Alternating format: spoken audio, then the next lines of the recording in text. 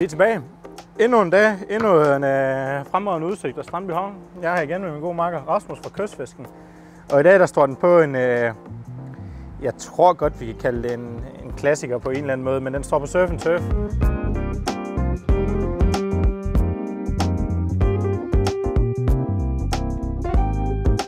Vi har vores gode danske oksemørber her fra noget ungkvæg, økologisk, hvis det kan være det sådan noget. Det er i hvert fald fra Danmark, det er i hvert fald godt. Så har vi nogle argentinske rødrejer, Rasmus. Mm-hmm. For mig minder de jo meget om en hummer, bare uden kløerne. Ja, det vil godt have ret i. Det er nogle argentinske vildtfangede rejer, pæn i størrelsen. Meget mere sødlige i det. Sådan typisk, hvis du prøver den her Gambas Pilpil i Spanien, hvor de ligger og syder i noget olie, så er det sådan noget af det her, man bruger. Kan laves lidt andre rejer også. Ja. Vi har dem i sortiment i Kystfisken. Primært fordi de er efterspurgte og rigtig gode til grillen. Men også det med, at det er en vildtfanget, så ikke vi har alt det der farmed rejer. Der er alle mulige dele meninger om det. Det her, det er the real deal. Og nu får vi et, det ved jeg ikke, er det Kystvagten? Det er Kystvagten. Nej, jeg skulle til at sige, at det er Danmarks flåde, men så tror jeg nok heller ikke. Nej, det er Kystvagten. Vi har en grill her, der drøner ud af 300 grader. Jeg tænker først, så skal jeg dem herover. For den skal også lige have lov at ligge og hvile lidt. Vi kører bare lidt helt almindelig olivenolie på toppen med den her. Ikke noget voldsomt, bare lige en lille bitte smule. Det blev lidt voldsomt alligevel. Det var det her. Smør den lidt ind i det. Alle leder og kanter. Giver vi den noget peber. Nu skal jeg lige finde ud af at ramme den med vinden her. Sidst men ikke mindst lidt læsøsalt, og så får det egentlig bare lov at komme over og hygge sig. Og der får den altså et generøst lag.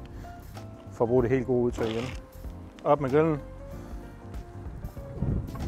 På med mørberen. Og det syder altså helt hårdt. Lækkert. Nu begynder den at sige sådan nogle sjove lyde i grillen. Det ved jeg ikke, hvad det betyder. Altså vi kommer jo ikke udenom, at sådan et godt stykke kød på grillen, det er fandme også lækkert. Ja, altså det er det. Det er klasse. Jeg er jo varm fortaler for, at man så kombinerer det lidt. Altså, er det ikke også derfor, vi kører surf and turf? Jo, for fanden. Har man appetit, så kunne man lige starte med et skalddyrsfad. Så lige køre lidt hovedret, og så supplere med sådan en omgang her. Så hvis man har appetit, så kører man lige et skalddyrsfad til forret? Ja. Jeg vil også sige, det er der til de halvsultne at køre sådan en omgang hummer, og så alt det andet bagefter. Så kan den få lov at hygge sig. Og jeg tænker, vi giver den en 5 minutter på hver side. Den er lidt kold stadigvæk. Vi fik den ikke til ude god nok tid, så den skal lige have lov at have lidt ekstra. Men så kan du jo passende slå løs med rejerne imens. Der er jeg jo lidt på udebane. Det er jo ikke noget, jeg har den store erfaring i. Ganske simpelt faktisk. Som du siger, det er meget sådan en jomfru. Det der, når den får en tur på grillen, eller i ovnen, så kommer vi ikke udenom. Den skal stadig pilles og gøres ved. Hovedet er det ikke så meget kød i, så videre, så det er nede i halestykket. Præcis som på en hummer. Helt som på en hummer. Det kan også sagtens være en lille streng, der skal fjernes og sådan. Vi langer sådan en heroppe ved, hvor hoved og hale mødes i rygstykket. Så vi kan få den klodset op igennem der, så ikke vi kommer til at flække selve skallen på den. Ja, så vi får kød for sig selv. Ja, nemlig. Men så kan man altså lave sådan nogle, og igen det er jo, kan man snilt også stå og gøre på forhånd, og så lige lade dem ligge på kød. Jeg tror der kommer 4 på hver, hvis det kan passe. Men det er jo egentlig, utrolig nemt at lave det her. Der er jo ikke, fuldstændig. Og vi har valgt i dagens anledning at gøre det her lidt kortere måske. Vi kører ingen tilbehør i dag. Vi tager simpelthen bare hovedelementerne, der i vores verden er de her argentinske rødrejer, og så vores mørber derinde. Det er det. Det er det. Om folk de vil have brød til, de vil have en eller anden form for kartofler, vil de lave noget mos, vil de have noget friske asparges, grønne, hvide. Det lader vi folk selv om i den her omgang. Det er op til fri fortolkning og fri leg. Men hvor lang tid tror du, de skal have dem her, Rasmus? 3-4 minutter på hver side i bund og grund, så kan man bare lige klasse dem over for hinanden. Ved du hvad, skal vi så ikke vende tilbage lige så snart vi er klar til at få dem på? Det synes jeg. Kødet ligger og hygger sig. Jamen, jeg har lige forventet kød, Rasmus. Jeg tænker du ikke, det betyder, at vi får de her rejer på? Kødet, det skal også lige have lov at hvile lidt garn, inden det er, vi går helt amok i det. Lad os prøve det. Det passer med, at de skal ligge på langs, så vi har lamellerne. Det kan næsten lige passe med skjoldet her. Så det får bare en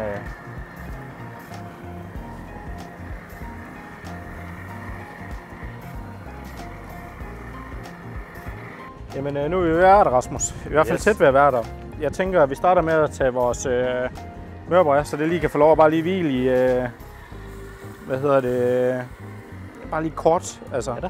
Det har fået lidt fint stegeskorp. Du har vendt rejerne førhen. Jeg tænker, at lige skal have lov at have lidt på den anden side også. Vi får lige 18 penge. Det er perfekt.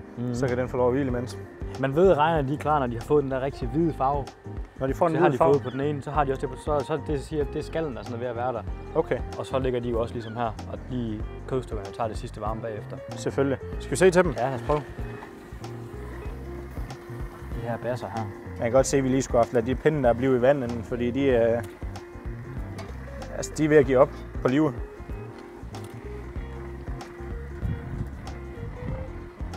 Nu forstår man bedre, hvorfor der er nogen, der kalder dem for white scrims også. De får den her...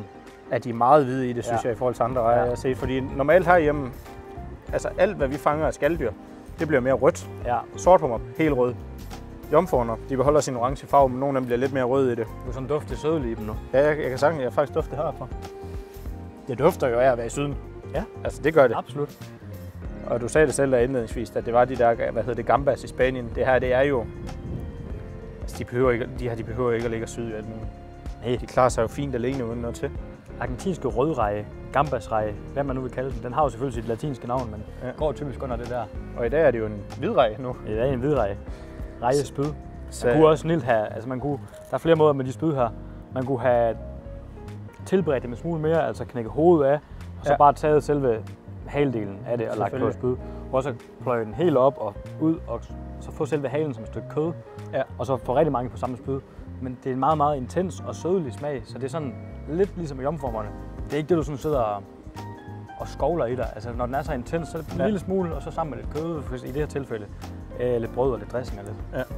Altså nu har vi vores oksemørbrød her, og vi har vores rødrejer her, men surf and turf er jo ikke nødvendigvis de her to ting heller. Det her, det kunne lige så godt være jomfruhummer, det kunne lige så godt have været en sorthummer, altså en halv af dem, du havde grillet eller et eller andet. Og det her, det kunne jo have været en steak af en eller anden art. Det er jo egentlig helt op til fri fortolkning, hvordan man laver surf and turf. Hvad tænker du, skal vi give os i kast med rejerne først, så vil have, de skal ligge længere, eller skal vi tage kød? De gør det lidt mere, tænker jeg. Skal vi se, om vi... Nu håber jeg godt nok, at vi har stik den her bøf. Altså, den mærkes ganske okay, og den er ikke for varm at holde ved mere. Den er fuldstændig gennemstegt, så det er jo overhovedet ikke efter planen. I hvert fald ude i enden af den. Det er et tyndt stykke. Det er et tyndt stykke. Og nu bliver det bedre. Ja, det bliver bedre og bedre. Altså, den skulle nok lige have været af en minuts penge før. Men det fejler jo slet ikke noget. Nu kan jeg ikke engang finde ud af at skære igennem den. Jeg er så bange for fingrene her. Vi kan trods alt smage det, inden at vi hopper ombord i fisken, hvis du er. Jeg ved ikke, om du er til rødt kød. Meget.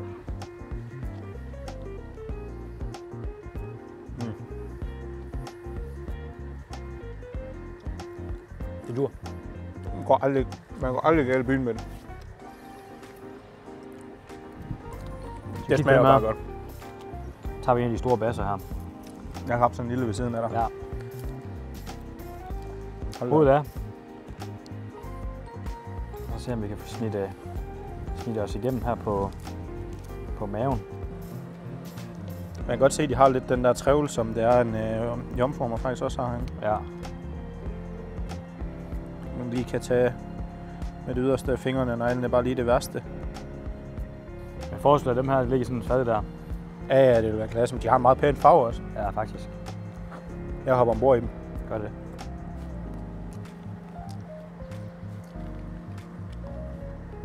De har fået nok. Men de er sødlige sådan, når de er... Ja, det er så. Jeg har absolut en mere. Men for mig er det her, det smager jo mere eller mindre som at være en tur i syden. Altså, de har jo den der anden smag, end hvad skaldyr har herhjemme. Ja. Fordi de lever jo i noget varmere vand. Herhjemme har vi jo alt vores i koldt vand. Men det gør bestemt ikke noget. Jeg kan rigtig, rigtig godt lide det. Det er også derfor, jeg tager en mere. Og det er nemt. Det er super nemt. Vi kan se, vi skulle lige have givet de der spyd der, noget vand inden. Det er, hvad det er. Men altså, de er skide gode dem her. Jeg kan slet ikke koncentrere mig, måske både snakke og pille samtidig. Kan jeg godt se. Så må man tage lidt af gangen. Prøv det. Argentinske rødrejer. Lav dem på grillen. Lav dem i noget olie. Eventuelt med noget hvidløg til. Ja, det kunne I sagtens. Det er jo bare raw det her. Nu får vi dem helt rå. Jamen, det er jeg egentlig glad for. Jeg vil gerne lige smage dem uden noget, altså, uden at de bliver påvirket af andet. Men jeg har ikke mere, Rasmus. En fornøjelse endnu en gang. Ja, absolut. Vi kommer med en video mere. Der går noget tid, dem ved, men vi kommer med en mere. Tak fordi I gad så med. Prøv det. Jeres egen udgave Surf and Turf. Send billeder ind nedenunder, hvis de laver det sådan her på andre måder. Tag os. Gør et eller andet. Husk at kommentere, like, subscribe, del. Vi gider ikke flere banner, t-shirts, lav en hoodie, kom ud og så spil noget sport med den på. Tag den med op i træningscenter og gør et eller andet sjovt, eller stå derhjemme til en grillaften og vise den her gøjler video. Tak fordi I gad så med.